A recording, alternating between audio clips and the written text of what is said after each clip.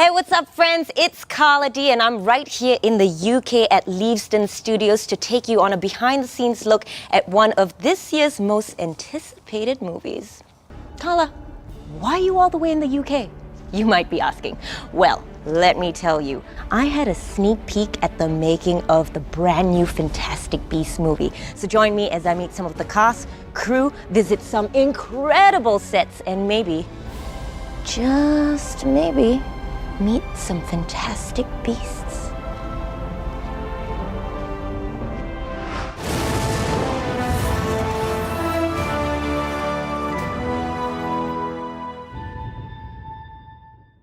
So now that I'm on set, I best immerse myself into the world of Fantastic Beasts. And honestly, I can't think of any better way than to get into costume. Hopefully in about half an hour, or just over half an hour, I'm gonna look alive, and I'm gonna be transported back to the 20s, and no one's gonna tell the difference. I'm gonna look like I'm part of the movie. Just you wait. It's what keeps us thin, guys. It's the model diet. Hairspray and attention. There you have it. A complete transformation of the modern Carla D into the 1920s version of Carla D. Can you tell me how you came up with the look and feel of the costumes that you designed? I think that I came up with the feeling of it and the sort of attitude of the costumes through research of the Paris streets in the late 20s, early 30s, and then the sort of building the fantastic side of the world on the real side of the world, which is kind of the combination of the looks that defines the movie. And how did the characters' personalities affect their appearance and how you dressed them? Well, I think when someone comes into a room, their sort of spirit of who they are as a character for actors comes with them. And once I sort of talk to them about their characters, I show them images usually before I show them clothing, and see what they respond to. And then I start putting things on them. I a lot of times put real things on them first, and then sort of figure out how I'm going to change it to make it, to define it as their costume. She really collaborates with us so that we can use the costumes to help us tell the story. And you just see the detail that she puts into everyone's costume and the color scheme. I kind of jumble it up and use different rich tones for certain levels of the movie. It depends on the scene, kind of what my palette is, but it all kind of comes together in the end in a strange way.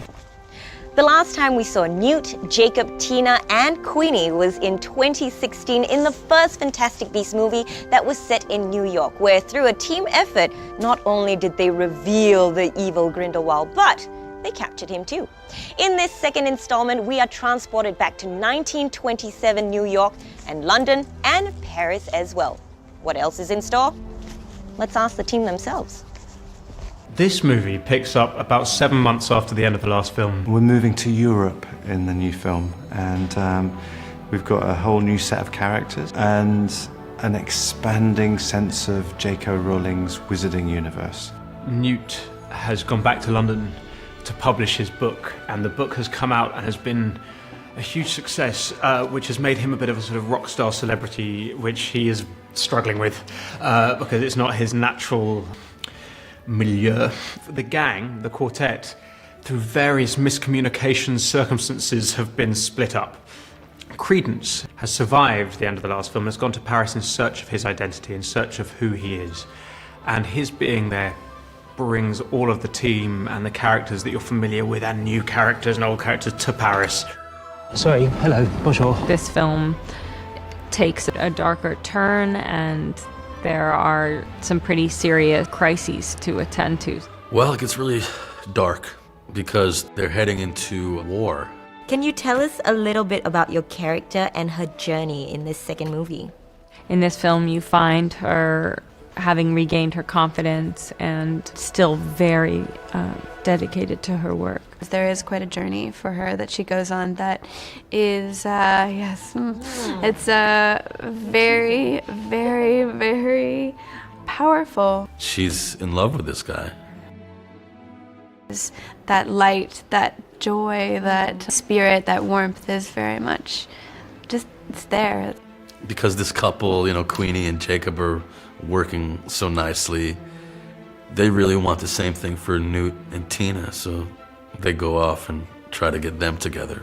Newt and Tina reunite in Paris. I mean, what can I tell you? That's a pretty romantic city. But they also work together really well, and you will see them in action together as well. They're not on vacation in Paris, There is a greater evil rising, and it's time to choose a team.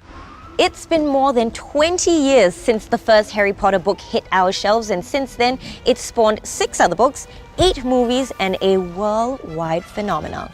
Now, unlike the Harry Potter series, the Fantastic Beasts movies went straight from J.K. Rowling's imagination to the pages of the screenplay. So, what makes these two different? Well, who better to ask than the producer himself, Mr. David Heyman. Okay, so you've worked on the Harry Potter movies and now you're in the Fantastic Beasts realm.